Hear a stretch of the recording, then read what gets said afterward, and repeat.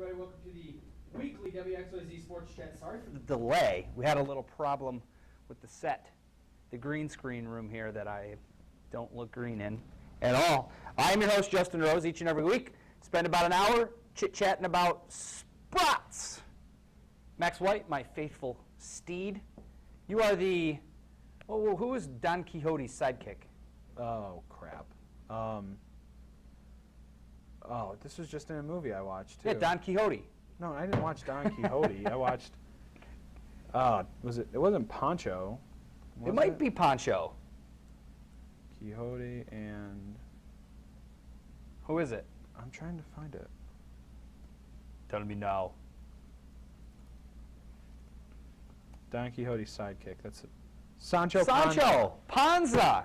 I combined his last name with his first name. There you go. Up with Pancho. Not bad. Not bad. So anyways, here's the scoop.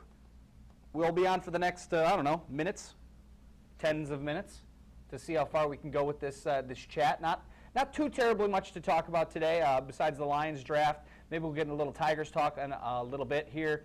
But let's start with what your grade is. That's the question I'm throwing out to you guys out there. What is your grade for the Lions draft this past weekend? I know my grade, but I'm looking for your grades out there because I think it's a very interesting draft. Bob Quinn's first draft as general manager, and I think he did a really good job. I'm going to say not great. There's a couple of misses late that I think that they could have done. Mm-hmm. But I think they're a solid B. Not a B plus, not a B minus, solid B. Because what it really comes down to is, for me, you had to get better up front, and you did. You knew that they were going to go defensive or offensive line in the first round. They took Taylor Decker at 16 out of Ohio State. Loved that pick a lot, simply based upon the fact that they needed help up front, especially on the tackles. Now, everyone wants to complain, Max, about how they didn't get a left tackle per se, but there's only like 5 guys in the NFL that are like true left tackle caliber guys. Yeah. Taylor Decker can be that guy, maybe not right away. He did play left in college, so he does know the position. But left tackles that grade out in the NFL, it takes them time. There's very few guys that step from the college game right into a left tackle spot and are very, very dominant in the NFL because of how difficult that position is. So I didn't have any problem with their first pick. Taylor Decker, very, very good pick there. Second round, really like what they did there. A'Shawn Robinson out of Alabama, defensive tackle, big guy up front, 320 pounds. He's got to replace the Nick Fairleys and the Ndamukong Suhs that we don't have, and they didn't have last year. Darryl Tapp, really like Darryl Tapp, but Darryl Tapp is a tiny dude. Did you see, I can't remember who tweeted it out when the Lions drafted him, but apparently like Nick Saban had to remind him constantly not to hit the quarterback in practice. Really? Because he was just there? Let me see if I can find that tweet. Yeah, that's an interesting perspective because, look, this is a big guy. I really think that he could be somebody in the next few years that, you know, Lions fans are 6'3" and 5/8", 307 pounds. He played in a pro style at Alabama. He had 42 tackles last year, 3.5 sacks. This guy, everyone's talking about his explosiveness and his ability to get off the line. And clogging up the middle in the NFL is huge to stop the run. You got great defensive end in Ziggy Ansah out there on the outside. I really think that this guy helps and will be an immediate compactual impact player for the Lions next year. It was Kyle Meineke said, he tweeted, "How nasty is A'Shawn Robinson? Nick Saban had to keep reminding him he wasn't allowed to hit the quarterback in practice at Alabama." You got to get tough, and that's the thing about why the Lions' first 3 picks, because the third pick is Graham Glasgow from Michigan. I mean, another tough guy in the trenches. He can do a lot of things to push and make that line better. He can play center, he can play guard, so he plays 3 positions of front 5, and this guy is going to push Swanson, who has been kind of meh He was supposed to be the guy to take over at center, but you don't draft a third-round center if you don't want to put a little pressure on it. But they got really good depth up front now on the offensive line, which in my estimation, and I think in Bob Quinn's estimation, was the weakest part of this team. There are no superstars on their offensive line. They got to try to find those guys. So Travis Swanson's going to have his work cut out for him. In the 5th round, they took Joe Dahl, another offensive tackle. There's the offensive tackle and offensive lineman spots. In the 4th round, I thought this was kind of an interesting pick. The safety, Miles Killebrew from Southern Utah. Safety is an interesting position for me because obviously they're a very important position, but it's not like these guys are out there getting a bunch of interceptions. They're run-stopping support for the most part, because if there's one-on-one coverage with a safety, you're not usually having a winning matchup there against a receiver. So the grades on him is basically that he's good against the run. He's a big hitter, so look for him to be able to smash some guys over the middle, make them think about things that are happening in the middle of the field, and to come up and help run support. I don't hate that pick. I don't think I hate any of the Lions picks this year. And honestly, the only pick that I think I hate is, I know it's going to be unpopular, I think that they could have done better than Antoine Williams at 169 in the 5th round, their first 5th round pick. Second. Gosh, I'm all over the place. And the Jake Rudock pick, I think you might have been able to get a guy like him as an undrafted guy. Yeah. And I think you could have gone with a receiver there, but you didn't. So it's interesting. Look, Jake Rudock is a very smart player. Bob Quinn talked in depth about it. I mean, Jim Harbaugh raved about him, how much he was a smart quarterback. His entire season at Michigan, he only got better week to week to week to week. If he can continue that plateau of going up and getting better, he's going to be a valuable guy in the quarterback room. I'm just going to say it now, Max. Anyone who thinks that Matthew Stafford is going to be pushed or, threatened by Jake Rudock needs to really stop that conversation like yesterday. That can't even be. I mean, I think that somebody from one of the radio stations in town tweeted out, like, what's your over-under for Matthew Stafford being overtaken by Jake Rudock? And I was like, you're kidding me. That's not even a question that is worth discussing. Tom Brady was picked almost around the time Jake Rudock was. Yeah. Tom Brady. I saw those comparisons and I laughed. Well, Jake Rudock even laughed those off. He's like, I'm not Tom Brady. Thanks. I would, but it seems like you've forgotten about me over here. I never got to give my draft grade. I was finishing talking about the picks, but if you want to interrupt, that's fine. fine. No, hey, it's your show. Whatever you want. No, go ahead. Anthony Zettel with the 6th round pick. Defensive end from Penn State. Local guy. He's from Michigan. He decided not to go to Michigan or Michigan State, went to Penn State. Kind of disappeared for a while. I thought this guy was a 4-star kid coming out of high school. So he has the upside. I don't think he ever got the right coaching at Penn State, and I think that's one of the reasons why. But they put some good defensive tackles and defensive ends in the league over the past couple of years. I never saw Zettel really live up to his potential. They talk about it being a depth pick. I agree. He might see some time in the rotation, but unless he comes here and really impresses people, he may not be a big contributor there. And then the questionable pick of Jimmy Landis, the long snapper from Baylor. I mean, now that's a guy you could have picked up easily in free agency. If they liked him that much, I guess that you'd take him with a draft pick. But look, we're talking about 6th and 7th round picks here. It's not like these guys are, going to be superstars at this next level, especially a long snapper.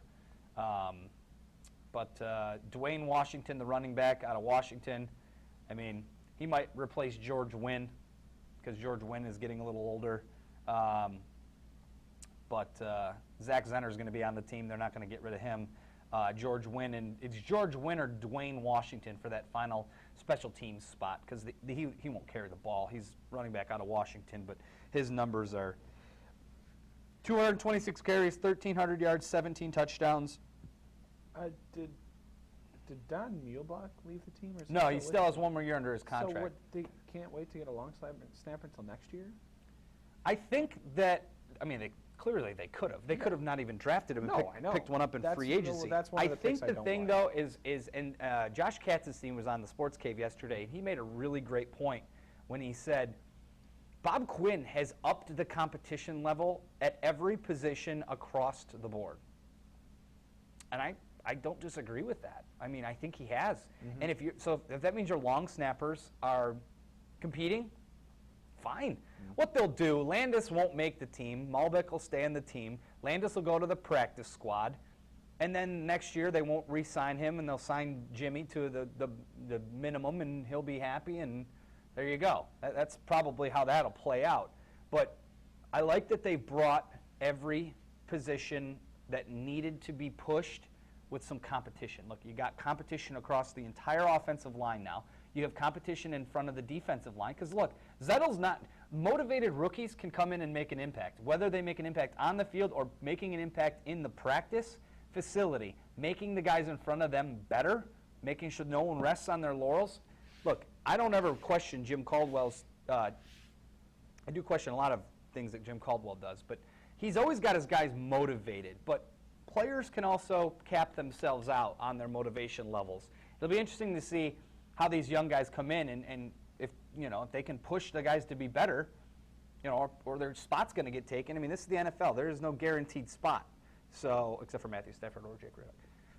But no one wants to talk about that. All right, Max, what's your draft grade? I'd give it a solid B. Oh, you're not even going to be controversial. You're just going to say, all right, why? What? Well, am I not allowed to give my grade because you get? What if I gave it a B first and then you went second? And I would have changed it so that we would have had good debate. No, I mean it was I think the Jake Riddick pick, you could have gotten a quarterback near him or around him, or you could have gotten him outside of the draft. I think you could have gotten the long snapper, just not even taken the long snapper.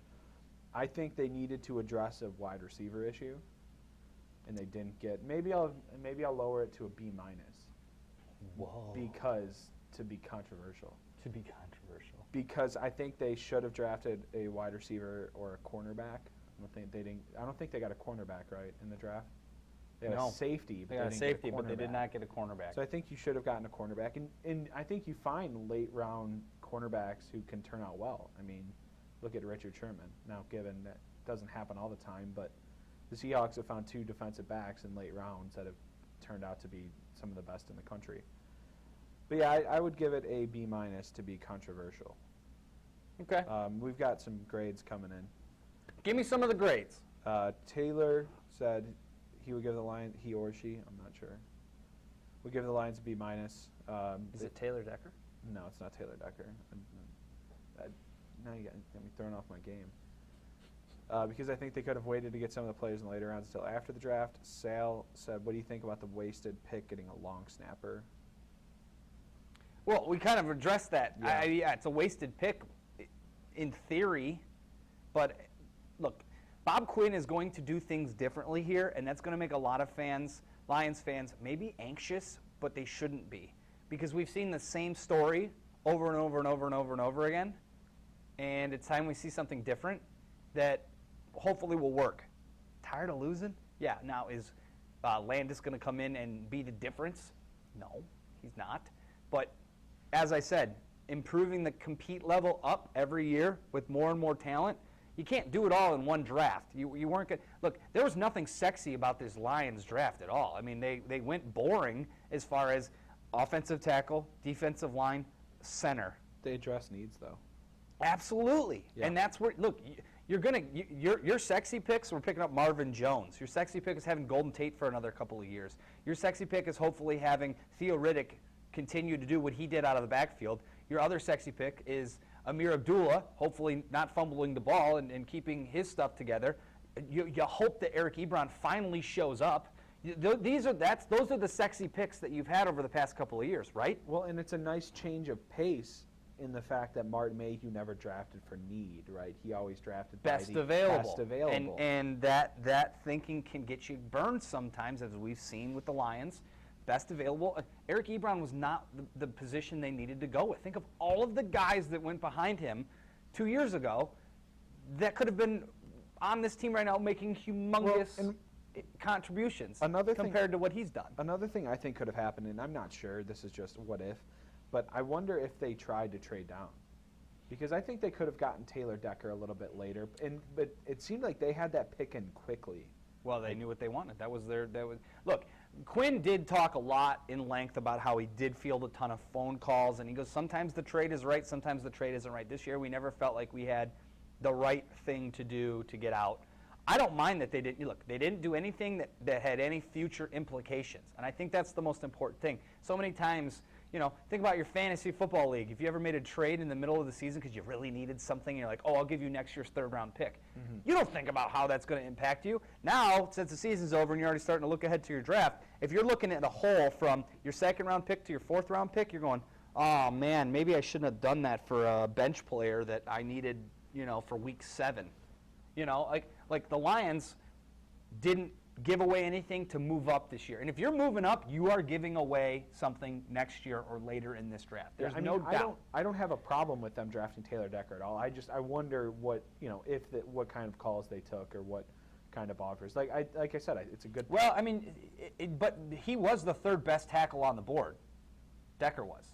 And when you had Conklin go and Tunsil finally went, Decker was there, and you're like, if I trade back, we may not end up with offensive tackle here. We might be going with a linebacker or something. And I just think that was not the immediate need, because linebackers' shelf life in the NFL is much shorter than an offensive lineman's if they pan out. I mean, Taylor Decker could work for the Lions for 10 years if he can come in, be serviceable, grow, get better, understand, move to the left side. I mean, that's what you Bob Quinn wants to get some cornerstone guys in here for this team, and I think he did that with A'Shawn Robinson and Taylor Decker. How rounds 3 through 7 pan out at the end, I mean, who knows? Maybe Landis is the next long snapper for the next 8 years. I mean, that's kind of how Malbec made his day. So you want cornerstone guys. You want some of the, you've got a lot of pieces. You needed to go with the needs that you had, and I think that they did that in this one. What else we got? Let's see here. Ernie said, Ernie from Macomb, I think the draft overall was good. They selected in spots they needed to. My thing is, I feel like we won't really know until after a few years if this was a good pick or not. How soon do you think this draft will have an impact? Well, not soon. I think some players.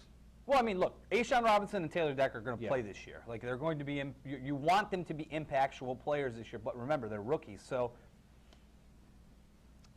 temper your expectations, I should say. Don't ever think that Taylor Decker's not going to give up a sack. One more yawn from you, and I'm going to kick you out. Dude. I'm just saying. I'm trying to do a show over here. It was a really long weekend.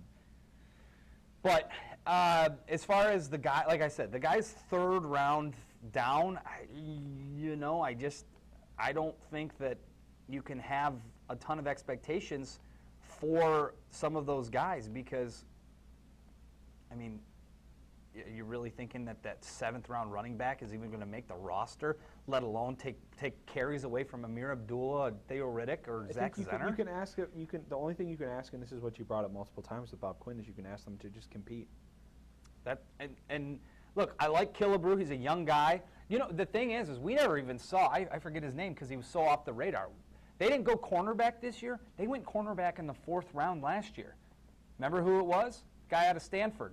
He got hurt in training camp, never played it down. He was on the practice. He was basically long-term IR. I forget his name off the top of my head. I'll find it. But, I mean, that's a guy that you had hoped to come in and compete for a starting spot, and he gets hurt. So he spends a year on the shelf. Now, whether or not he stayed in shape and continuing to get better, well, that'll be all stuff we see. Look, we got rookie minicamp. Alex Carter. 3rd round. That was a 3rd-round pick. 3rd-round pick, that's right.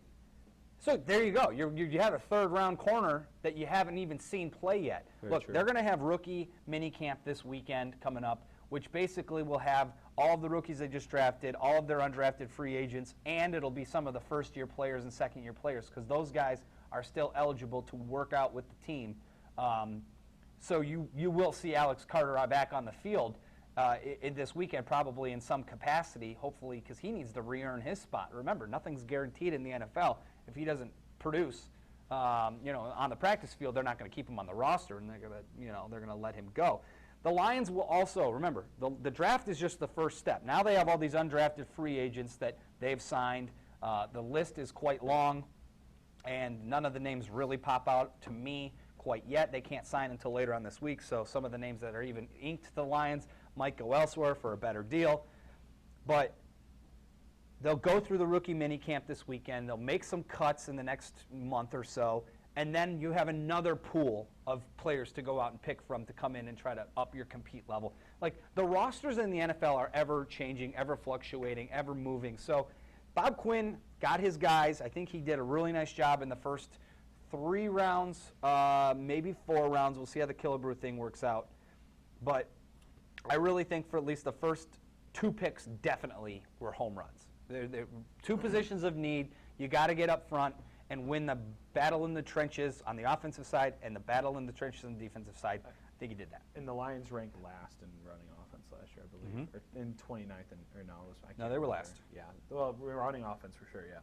Yeah, and their defense, their run defense was not very good either. A couple more questions from Mike. Do you think the Lions should have gotten a wide receiver with the loss of Calvin? I mean, they picked some up and... Well, no, they got Marvin Jones, and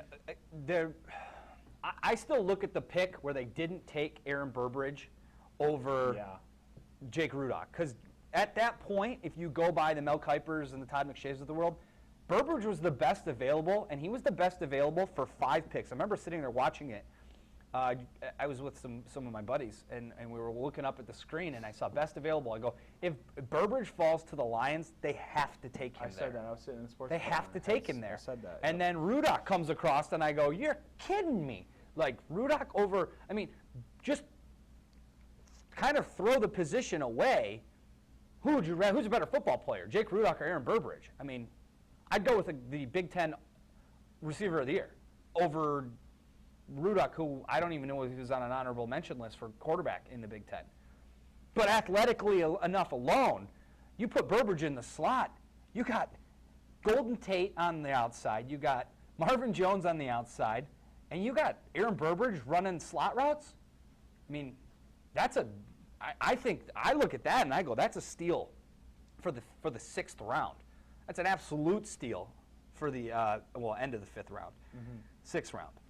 Yeah, that Burbridge pick, I thought they would. And I thought for sure that they were going to go there, and they didn't. So I thought that was a questionable one. Now, you want to call me a homer for it being Burbridge. No, because I but a thought that receiver of that caliber available there, I think that they should have gone there. But they did need to address the quarterback situation, and they did. So tomato, tomato, what are you going to do? A question from Spicoli. What do you think of Tunsil falling? Is cyber attacks live on the TV a scare thing? The mask is so funny. For me, I don't know why you give people the password to your accounts if that's what happened, or just keep a really easy password for someone to hack. And B, don't tape yourself doing illegal things. That's where I'm mostly in the B camp. Like, I mean, I saw the video when it came out, and I was with everybody else going, I mean, if you haven't seen the full video, he actually does take the mask off, and it's his face. I haven't seen the full video. video. Yeah, it is his face. So I always wondered how they he's knew. like, whoa, bro, and it's like no. totally him. And I got to see the whole video. You know, that mask, you could totally have gone and been like, hey, it might not be me. And then the thing that happened is he gets interviewed by Susie Colbert like right after. And by the way, I love you, Susie. You're awesome. She's great. You're so hot. So he's interviewed with her, and she goes, is that you in the video? I'm blessed.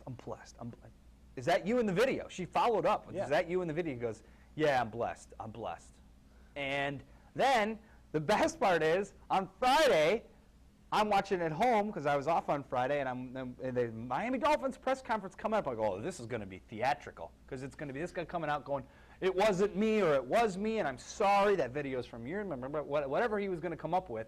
And then all of a sudden, all the GM and the owner and all the people from Miami come out and, oh, Laramie had an allergic reaction to something today. He can't come out. I'm going, why are you having this press conference in the first place then? Everyone knows he doesn't have an allergic reaction. You're protecting this kid because he knows he is in deep trouble, and you guys made this pick, and you're like trying to protect him. I get why they're trying to protect him, but you can't protect him forever. I mean, this guy's going to have to eventually be like, when's the last time you smoked? Do you still smoke? Is this a thing? Here's Like, another thing, and I think I heard Jim Rome say this. How do you not shut down your Instagram account once you know your Twitter account has been hacked? Because now Ole Miss is going to be in some deep stuff. And I don't know if the people out there saw it, but like, was screenshots of him money asking, for the coach. telling the coach, my mom can't afford rent this month, and then the coach was like, all right, well, how much do you need? And like,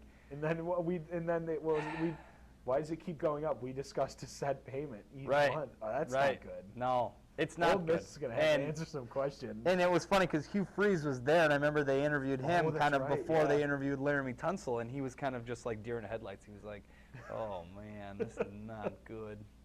This is not good at all. I think, you want to talk about Connor Cook? Yeah, we can talk about Connor Cook. I'm seeing a lot of Cats published a story a couple of days ago, but this is the first I'm seeing of it. Okay. Personality issues caused Connor Cook's fall in draft. And I've seen some of these stories, but, quote, his teammates haven't spoken well of him through the draft process, one high-ranking NFC scout said. Just not a leader and doesn't have top QB intangibles. He will get drafted and play. He has talent, the scout said. And then another quote in this story.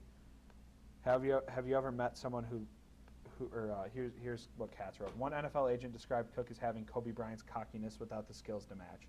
Skipping the Senior Bowl and acting as if he had already earned the right to be a highly selected quarterback during the pre-draft process rubbed many NFL people the wrong way. Quote, have you ever met someone who looks you up and down just to dismiss you? That's Cook, the agent said. I don't know. I mean, I feel like I've made my thoughts very clear on this whole Connor Cook situation. You too as well.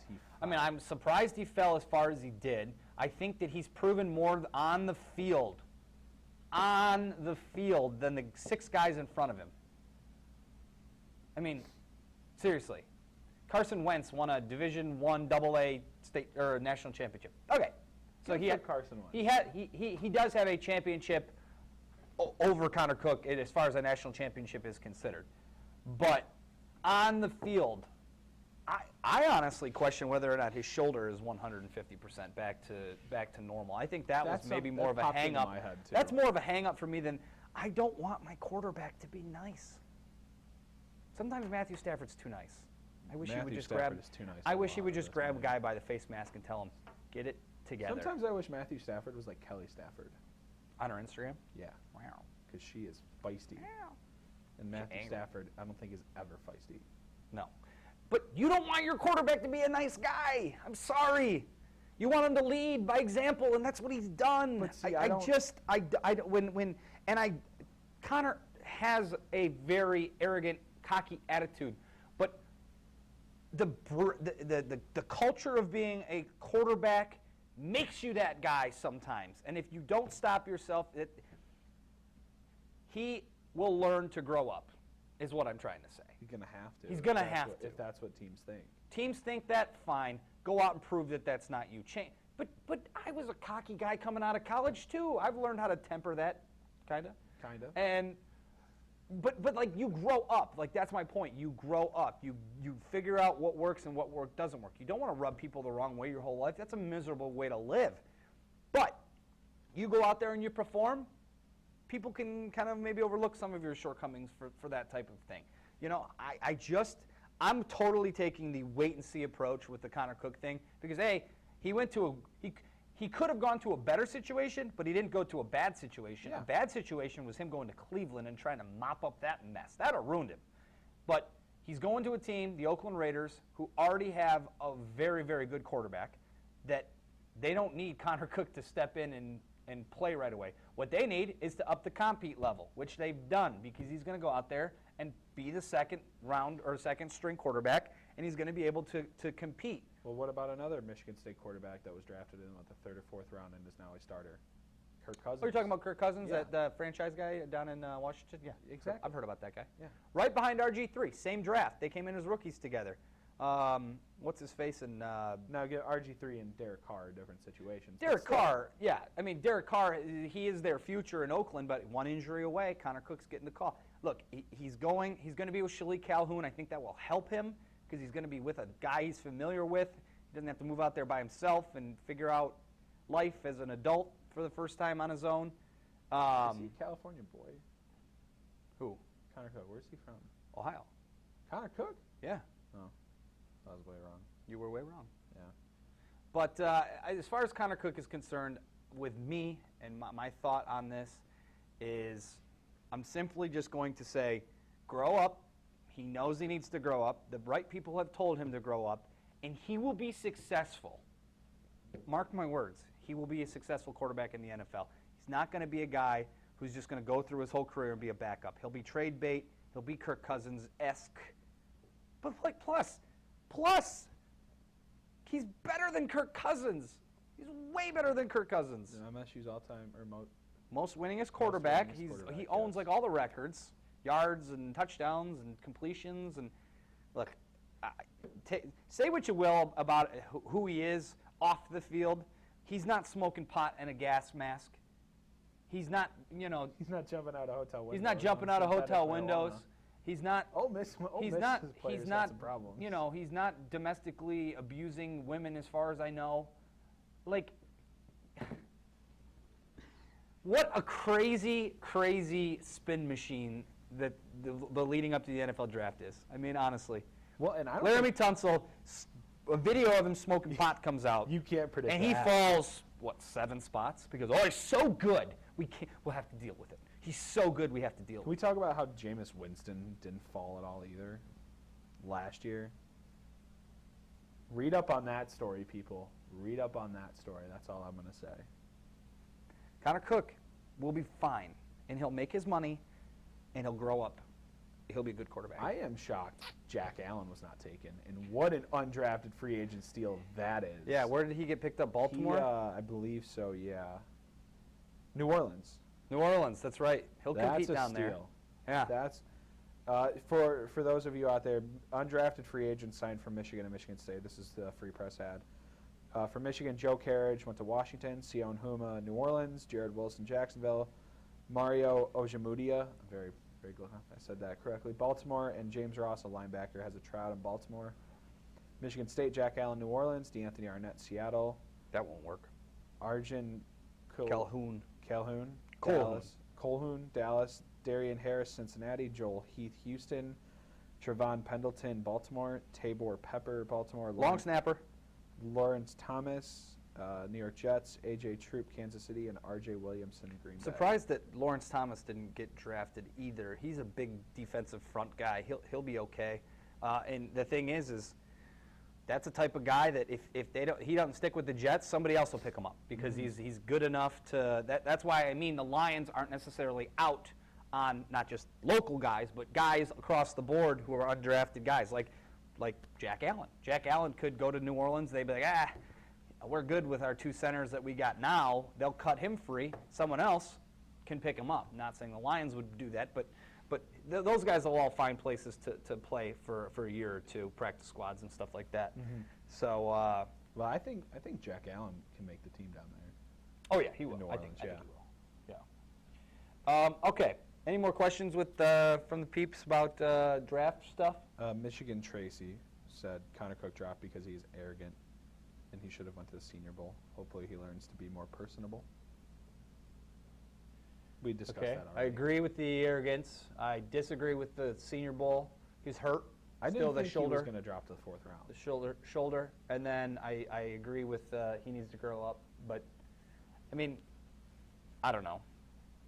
But that is it on the questions. Tigers. I do have one more from Squints Palladorus, aka the Found Man.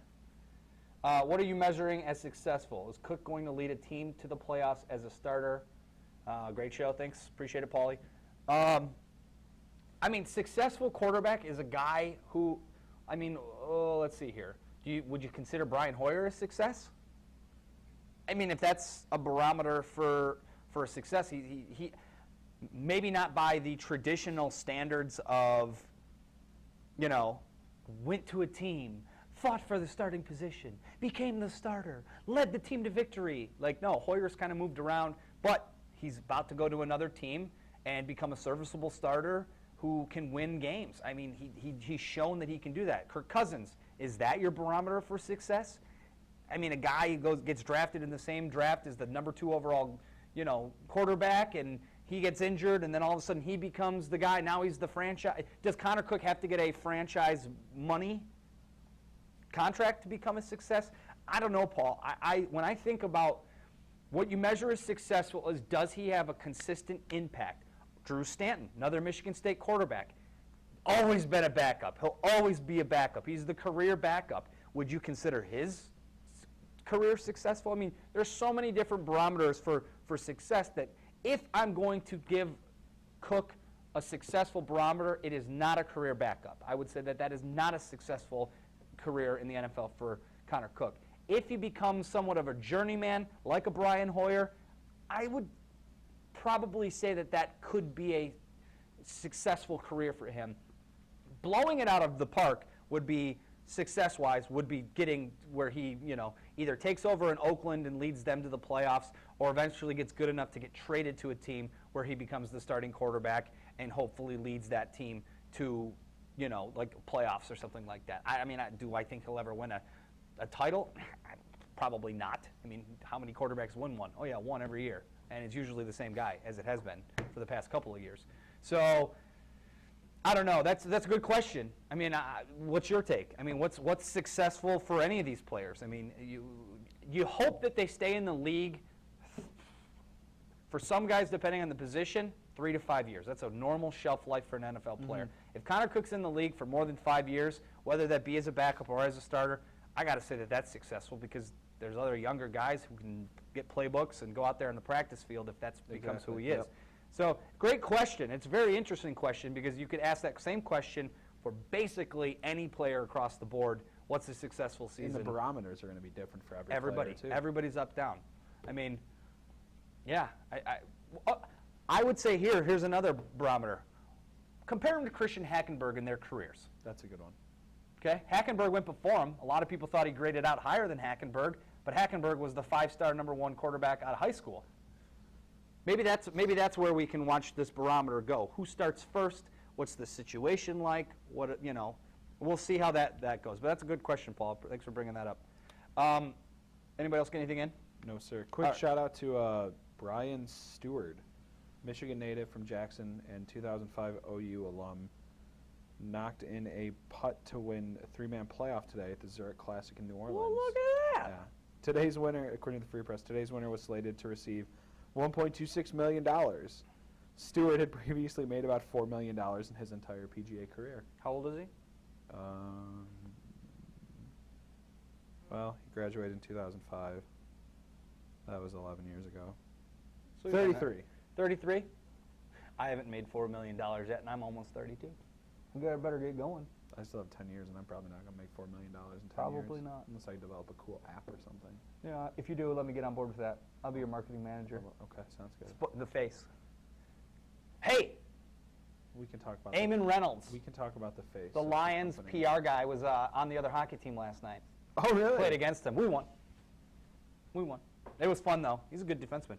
All right, let's talk about the Tigers for about 10 minutes here before we log off today. Hey, look at this! AL Central standings. The Tigers that were in fourth place are now in second place. Snap. Second place. They're Mike Pelfrey's still pitching. They're only 3 games behind the Chicago White Sox, who are 18-8. They've been unbelievable, but as we've seen with all teams that are unbelievable at one point, they will probably not be unbelievable 2 weeks later, and then they'll try to get unbelievable again. Look, 5 straight. I love the bats are working. I just worry that's so streaky. That's such a they just lost 5. Okay, let's go back. And remember, did I not count how many runs they were? Yeah, last week. Okay, yeah. So last week I was talking about how if the Tigers score 5 or more, I think it was 5 or more runs, they were like, they had a ridiculous number, like 8-2. Like they hardly lost high-scoring games. And anytime they were under 5 runs, 4 or less, they lost. They were like 2-8. So it was something around there. Well, during this current 5-game winning streak, 9. We'll go 6 of the last 7. How about that? Say they've won 6 of the last 7. 7-3 win. 5-1 loss. 9-4 win, 7-3 win, 9-2 win, 4-1 loss, or 4-1 win, and a 6-5 win. They came back from behind. So I look at this team, and I just say the same thing I'll say now. They have to score runs to win because their pitching is not going to do it. They're not going to win a lot of games that go 2-3 runs scored. It's just not in their DNA. It's not how they were constructed. It's not what they want. But I think Nick Castellanos is absolutely somebody that, you know, deserves a lot of kudos for. I mean, this is a guy that he basically was everyone wanted to trade him. What a bum! He's a bust. Get rid of him. Trade him. Trade him. Trade him. He's your best prospect, and everyone wanted to trade him for 3 years. And now all of a sudden, he's doing pretty good. He's hit safely in 15 of his last 17 games. He's batting .393. Max, you want to put your face on the camera real quick so everyone can see you? Come on, Maxie. Wheel into the frame. The people want to know what they're missing. I was on a couple weeks ago, remember? I was trying to fix something. Yeah. But, I mean, look, you hope that this is how it's supposed to be with your top prospects. You hope they pan out. Well, so far, I don't expect Castellanos to hit .390 the rest of the year. But, hey, I'll take it. You'll take it. Tigers will take it. Why not, right? He's definitely one of my favorite guys in the clubhouse. He's growing. He used to be quiet and reserved. I think he's now more not looking for the spotlight, but not afraid of the spotlight. And he's playing well. And so I like their bullpen. I don't like Pelfrey, but until they can get one of their minor leaguers up to snuff to come in there and make him a project. I mean, I'd rather have a young guy come up and struggle and maybe still lose those games, but get a full season of experience under his belt than Pelfrey going out there and just being old and not good. That's kind of where I'm at with that. So Jordan Zimmerman, MLB ERA leader for April? Yeah. Zimmerman, he is turning out to be quite, he even kind of mentioned, you know, how he was kind of shocked with his performance as of late. He says it's the best he's ever felt. Look, if Verlander can get down on some of these home runs and cut down on some of that easy scoring that he's been giving up, I think that they got a good 1-2 punch. But I don't know. Maybe we'll talk about this maybe next week. This will be a nice segue. Like, are we seeing like the downturn of the Justin Verlander era? I think we are. I think we have been. I don't think he'll ever be back to what he was. I mean, that's clear. That had never been even really debatable. But are we starting to see the back end of the ugly side of what happens when you sign a guy to a 20-year or whatever it was deal? I mean, his deal was like for forever. Yeah. So should be pretty interesting to see. But, I mean, where are your Tigers? Are you happy with the Tigers right now? Look, they just went on a 5-game losing streak. Now they're on a 5-game winning streak. Like, baseball is so streaky. It is absolutely streaky, but they're doing it on the road. The problem is they haven't won at home. And that's what's really kind of making me scratch my head is they haven't been able to put it together at Comerica Park. And that's where you're supposed to win, you know, many 75% of your games is Other what your goal is. Lions picked up Ziggy Ansah's option. No surprise there. Yeah, no, they were going to do that. That was never an option. I am not excited about seeing Laquan Treadwell twice a year. With, I believe, the Vikings, right? Say that again? Laquan Treadwell, is that his name, right? Ole Miss quarterback or wide receiver. Got his leg broken against Auburn. Yeah. I think the Vikings drafted him. Vikings drafted him, yeah. And I don't like seeing him twice a year, especially against the Vikings who already have Adrian Peterson and who, though old, still destroys the Lions. Yeah, well, Pelfrey to the pen, yeah. We'll see about that. We'll see about that as soon as they can get Daniel Norris. Daniel Norris back, and they got that other, who's that other little stubby heater? Fulmer, Michael Fulmer. But anyways, all right. What do you say, Maxwell? I'd say hey. I say hey. All right.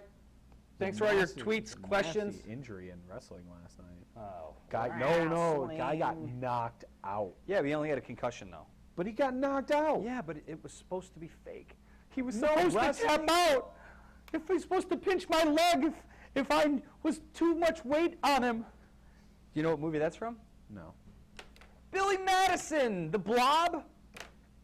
The revolting blob? Yeah. Yeah. He was supposed to pinch my leg if it air was.